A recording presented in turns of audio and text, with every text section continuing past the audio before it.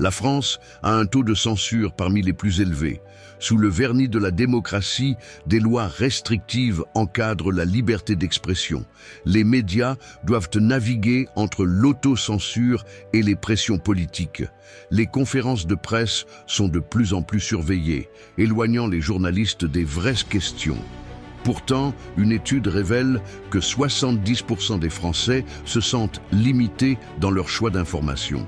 Ce malaise grandissant est alimenté par des discours ambigus autour de la sécurité nationale. Un climat de méfiance s'installe. L'État justifie des mesures drastiques, mais les comportements d'autocensure s'accroissent, peu à peu modifiant le paysage médiatique. La loi sur la sécurité globale est votée rapidement, engendrant des répercussions profondes. L'accès à l'information devient un vrai combat pour les citoyens, déconnectant les Français de la réalité.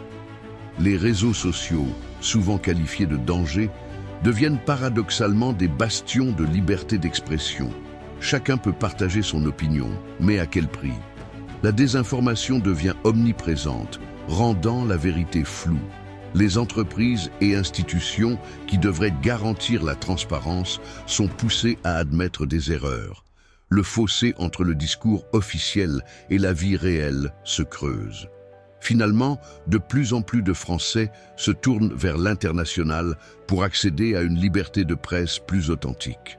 La France, terre de droits de l'homme, se retrouve à interroger ses propres valeurs face à une gouvernance de plus en plus autoritaire.